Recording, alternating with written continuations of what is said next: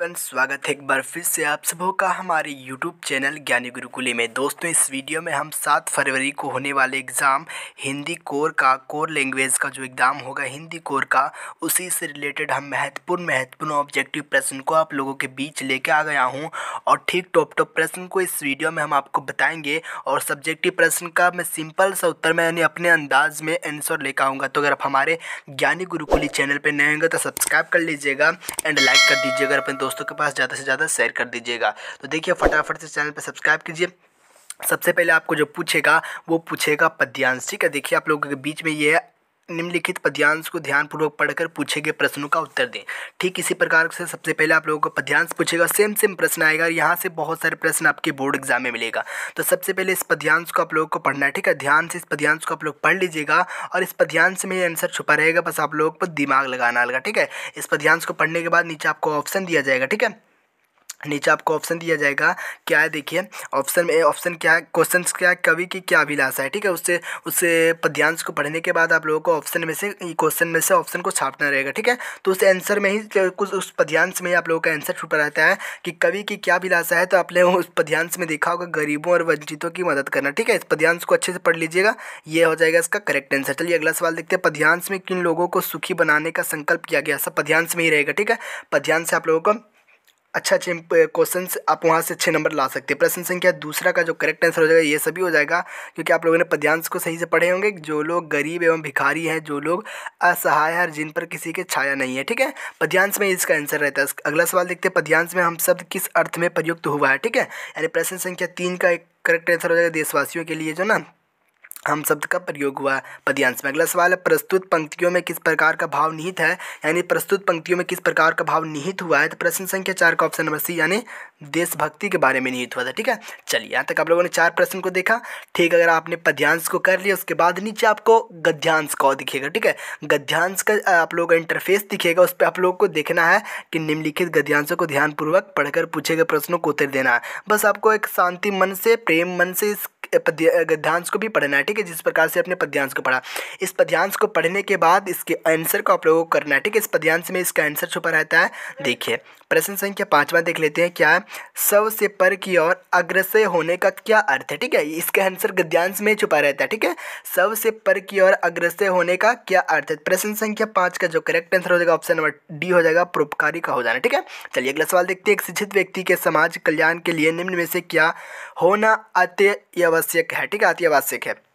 तो प्रश्न संख्या 6 का जो करेक्ट आंसर हो जाएगा ऑप्शन नंबर ये, निर्बल की सहायता करना। ठीक है, निर्बल की सहायता करना, ऑप्शन ये हो जाएगा। ठीक है, अगला सवाल देखते हैं, शिक्षा से विद्यार्थी में किस गुण का विकास होता है, यानी शिक्षा से, एजुकेशन से विद्यार्थी के गुण में किसका विकास होता है। ठीक है, तो प्रश्न संख्या 7 का ऑप्शन नंबर बी हो जाएगा, रचनात्मक का। ठीक है, चलिए अगला सवाल देखते हैं, प्रस्तुत गद्यांश की किस विषय पर आधारित है, किस विषय पर आधारित है। तो प्रश्न संख्या 8 का जो करेक्ट आंसर होगा ऑप्शन नंबर सी, यानी शिक्षा के बारे में बताया गया था, यानी शिक्षा पर आधारित option number C is correct answer. चलिए ठीक इसी प्रकार से गद्यांश पद्यांश करने के बाद आपको इस प्रकार का इंटरफेस दिखेगा, रचनात्मक लेखन तथा अभिव्यक्ति और माध्यम। ठीक है, रचनात्मक लेखन तथा अभिव्यक्ति और माध्यम, ये वीडियो आपके एग्जाम के लिए बहुत इंपॉर्टेंट है। ठीक है, इस प्रकार से आप लोग को ऑप्शन दिखेगा, उसके बाद अभिव्यक्ति और माध्यम से आप लोगों को प्रश्न दिखेगा, रचनात्मक लेखन से प्रश्न दिखेगा कि आलेख का अभिप्राय क्या है, यानी आलेख से आप क्या समझते हैं, क्या अभिप्राय है। ठीक है, तो प्रश्न संख्या 9 का जो करेक्ट आंसर हो जाएगा ऑप्शन नंबर डी, क्योंकि हमने ऑप्शन को पढ़ रखा है, किसी विषय पर सुरांगपूर्ण जानकारी को तथ्यात्मक और विश्लेषणात्मक अथवा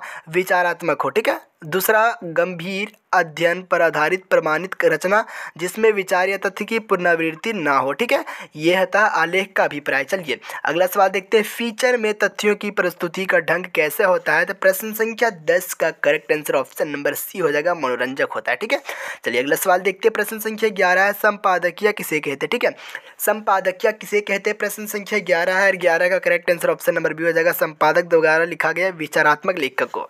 जाहिर सी बात है, संपादक उसी को कहेंगे जो संपादक द्वारा लिखा रहेगा, विचारात्मक लेखक को। ठीक है, अगला सवाल देखते हैं, विश्व में इंटरनेट पत्रकारिता का पहला दौर था, कब था। विश्व में इंटरनेट यानी इंटरनेट की पत्रकारिता का जो पहला दौर था, सबसे पहला दौर था, वो कब था। तो प्रश्न संख्या 12 का बी हो जाएगा 1982 यानी 1982 से 1992, यानी 1982 से 1992। अगला सवाल देख लेते हैं, लोकतंत्र का स्तंभ कहा जाता है। ठीक है, बहुत इंपॉर्टेंट प्रश्न है, लोकतंत्र का स्तंभ कहा जाता है, बहुत इंपॉर्टेंट प्रश्न है। प्रश्न संख्या 13 का ऑप्शन नंबर डी, मीडिया को कहा जाता है लोकतंत्र का चौथा स्तंभ, यहाँ क्वेश्चन में कुछ गलत लिखा है। लोकतंत्र का चौथा स्तंभ किसे कहते हैं? मीडिया को। प्रश्न संख्या 14 है, फ्रीलांसर पत्रकार का क्या अर्थ है?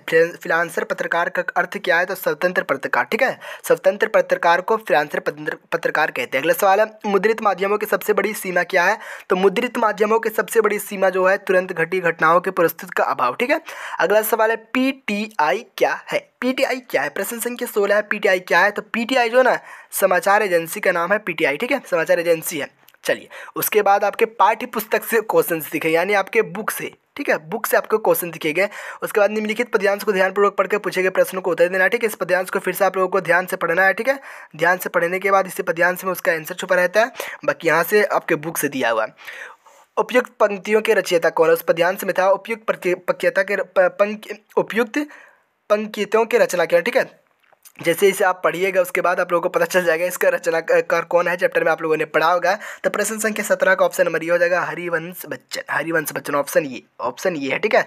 अगला सवाल है, दिन जल्दी जल्दी ढलता है में कौन सा अलंकार है? दिन जल्दी जल्दी ढलता है, इसमें कौन सा अलंकार है? तो प्रश्न संख्या 18 का सी हो जाएगा पुनरुक्ति प्रकाश। अगला सवाल है, यहाँ मुझसे कौन है? यहाँ मुझसे कौन है? प्रश्न संख्या 19 है, यहाँ मुझसे कौन है? तो इसका डी कवि हो जाएगा, ठीक है। अगला सवाल देखते हैं, यहाँ किस प्रकार के व्यक्तियों की बात की जा रही? प्रश्न संख्या 20 का जो करेक्ट आंसर हो जाएगा ऑप्शन नंबर बी, एकाकी जीवन बिताने वाले व्यक्ति की, ठीक है। चलिए, उसके बाद आप लोगों को गद्यांश दिखेगा किताब से। निम्नलिखित गद्यांश को ध्यानपूर्वक पढ़कर प्रश्न का उत्तर दे। आप लोगों ने अगर किताब को सही ढंग से पढ़ा होगा तो यहाँ से आपको पता होगा, ठीक है। इसके बारे में ये गद्यांश को पढ़ लेना है फिर से ध्यानपूर्वक से, ठीक है। देखिए, उसके बाद सवाल दिया रहेगा, यहाँ कौन सा सामाजिक मुद्दा दिखलाई पड़ता है? यहाँ कौन सा सामाजिक मुद्दा दिखलाई पड़ता है? तो आप लोगों ने अगर गद्यांश को सही से पढ़े तो आप लोगों को पता चल जाएगा। प्रश्न संख्या 21 का जो करेक्ट आंसर हो जाएगा ऑप्शन नंबर होगा सी, यानी कि लिंग भेद। अगला सवाल है, प्रस्तुत पंक्तियाँ किस पाठ से ली गई? ये प्रश्न बहुत ही इंपॉर्टेंट है और ये आ सकता है। आप लोग चैप्टर वाइज का कवि और कविता का नाम याद कर लीजिएगा, ठीक है। प्रस्तुत पंक्तियाँ किस पाठ से ली गई? प्रश्न संख्या 22 का ऑप्शन नंबर ये भक्तिन से, ठीक है। अगला सवाल है, उसकी लड़कियाँ चने बाजार की घुघरी चबाती, यहाँ किसकी लड़की के बारे में कहा गया है? ठीक है। तो प्रश्न संख्या 23 का जो करेक्ट आंसर हो जाएगा ऑप्शन नंबर सी, भक्तिन के बारे में। अगला सवाल है, कलूटे लड़के में कलूटे शब्द है, कलूटे लड़के में कलूटे शब्द क्या है? तो प्रश्न संख्या 24 का विश्लेषण है, ठीक है, ऑप्शन नंबर डी हो जाएगा। चलिए, अगला सवाल देखते हैं, क्या है? इंतजार करते आप भी उसको रो पड़ने का, यहाँ किसके इंतजार की बात की गई है? तो प्रश्न संख्या 25 का जो करेक्ट आंसर हो जाएगा ऑप्शन नंबर ये, दर्शक। अगला सवाल है, लक्ष्मण मूर्छा और राम का विलाप प्रसंग रामचरितमानस में किसका कांड में वर्णित है? प्रश्न संख्या 26 का जो करेक्ट आंसर हो जाएगा ऑप्शन नंबर सी, क्या है? लंका कांड। अगला सवाल है, चटधा गिद्धधा का पहलवान की ढोलक शीर्षक अध्याय में क्या अर्थ लगाया जाता है? तो प्रश्न संख्या 27 का जो करेक्ट आंसर हो जाएगा ऑप्शन नंबर सी, वाह पट्टे, ठीक है। ये बहुत इंपॉर्टेंट प्रश्न आ सकते हैं आपके बोर्ड एग्जाम में। अगला सवाल है, समाज का विकास के लिए श्रम का विभाजन किस प्रकार का होना चाहिए? ठीक है, समाज का विकास के लिए, समाज के डेवलप के लिए, ठीक है, डेवलप के लिए श्रम का विभाजन किस प्रकार का होना चाहिए? प्रश्न संख्या 28 का यह हो जाएगा रुचि के आधार पर। अगला सवाल देखते हैं, प्रश्न संख्या 29 क्या है? कहानी के मुख्य पात्र यशोधरा बाबू के चरित्र का मुख्य द्वंद्व क्या है? प्रश्न संख्या 29 का जो करेक्ट आंसर हो जाएगा ऑप्शन नंबर सी, अनिवार्य की स्थिति। चलिए, प्रश्न संख्या 30 देखते हैं, जुझ की शैली की रचना है, जुझ की शैली की रचना है। प्रश्न संख्या 30 का ऑप्शन नंबर ये, आत्मकथा है। तो ठीक इसी प्रकार से आपके बोर्ड एग्जाम में भी टोटल 30 MCQs पूछे जाएंगे, यानी ऑब्जेक्टिव प्रश्न पूछे जाएंगे, ठीक, ऑब्जेक्टिव प्रश्न पूछे जाएंगे। और इसी प्रकार से प्रश्न आएंगे, यहाँ से बहुत सारे प्रश्न आपके बोर्ड एग्जाम में पूछे जाएंगे, क्योंकि बहुत इंपॉर्टेंट प्रश्न है। और ठीक है, आप लोगों का सब्जेक्टिव प्रश्न भी मैंने अपलोड कर दूंगा कुछ ही देर में, ठीक है। तो आप लोग नहीं